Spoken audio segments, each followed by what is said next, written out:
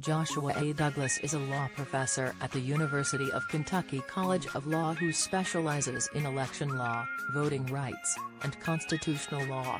He is the co-editor of Election Law Stories. Follow him on Twitter at Joshua A. Douglas. The opinions expressed are his own. In the 2008 movie Swing Vote, the presidential election comes down to a single vote in New Mexico. A character played by Kevin Costner is given the chance to vote again because his voting machine had malfunctioned the first time. His new vote will decide the presidency. But that's Hollywood. A single vote would not determine an election of such importance in real life. Right? Wrong. We are seeing a real-life version of Swing Vote in Virginia right now, showing the true importance of every vote. A single vote has made the difference in a Virginia House of Delegates race that may determine if Republicans remain in control of the chamber.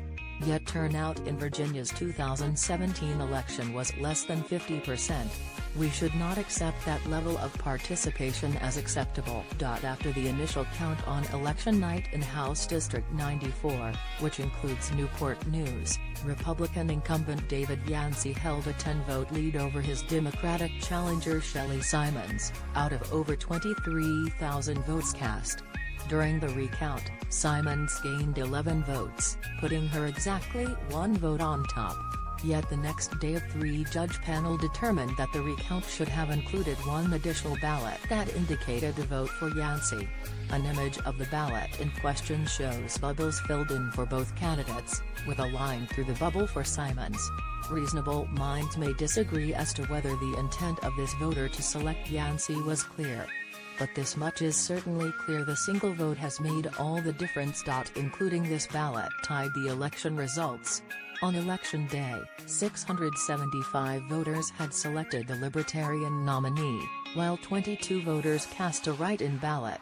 It should go without saying that any one of these votes instead going to the Democratic or Republican candidate would have changed the outcome. Under state law, the tied election will be determined by lot, such as by a coin flip or drawing straws. If Republican Yancey keeps his seat, then Republicans will likely enjoy a 51-49 majority in the House, although there is still at least one election making its way through the courts. If the Democrat Simons wins, then the Virginia House will be tied 50-50, requiring a lot more compromise and likely having significant policy implications. Much more concerning than this single vote, however, is that over half of Virginia's eligible voters stayed home on Election Day. Turnout statewide for the election, which included a hotly contested governor's race, was 47.6%. According to the Virginia Elections website, there are about 55,000 voters in this particular House district, and yet just under 24,000 of them cast a ballot. That means that over 30,000 voters stayed home. Perhaps they did not like either of the major party candidates. Perhaps they are apathetic about our election system.